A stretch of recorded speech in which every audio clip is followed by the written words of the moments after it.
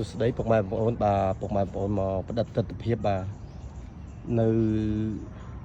លើកំពូលភ្នំត្រៃត្រឹងបាទភ្នំបាសិទ្ធខ្ញុំថតទស្សនភាពនៅពេលល្ងាចបងប្អូនពេលថ្ងៃលិចមកស្អាតណាបងប្អូន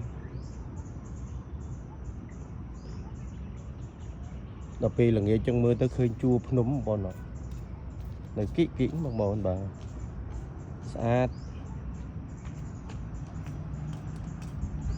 នេះគឺជាទស្សនភាពពេលល្ងាចបងប្អូនខ្ញុំមកផ្ដិតទស្សនភាពពេលល្ងាចឲ្យបងប្អូនមើលគឺថាពេលថ្ងៃយើងថតមិនសូវច្បាស់មកពេលល្ងាចនេះស្អាតណាបាទនេះគឺជាទស្សនភាពពេលល្ងាចបងប្អូនស្អាតមែនទែនអាចយើងឡើងមកដល់ភ្នំត្រៃត្រឹងយើងអាចមើលឃើញភ្នំផ្សេងទៀតហើយអត់ឆ្ងាយពីភ្នំពេញយើងបងប្អូនបើសម្រាប់ភ្នំបាសិទ្ធយើងនេះនៅខណ្ឌព្រៃភ្នៅ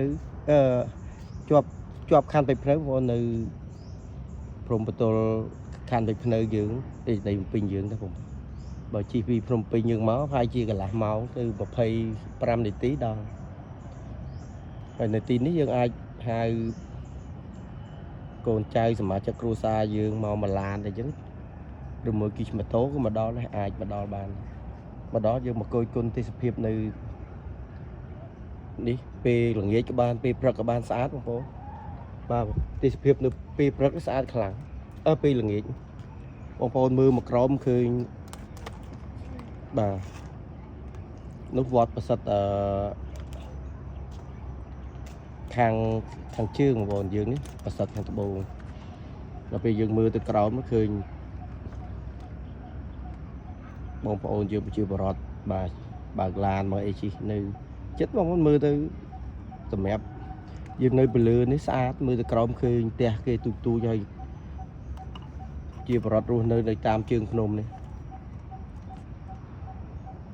ហ្នឹងមកប្រតិទេសភាពពេលល្ងាច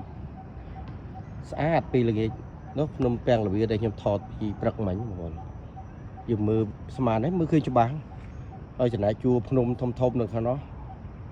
ក៏យើងមើលទៅឃើញដែរពេលល្ងាចអញ្ចឹងច្បាស់អត់ដូចពីថ្ងៃយើងមើលអត់សូវឃើញភ្នំចលងភ្នំដល់ពេលយើងមកពេលល្ងាចយើងអាចមើលចលងភ្នំមើលទៅគិដែរអត់មានឆ្ងាយទេបងប្អូនបាទពេលល្ងាចហ្នឹង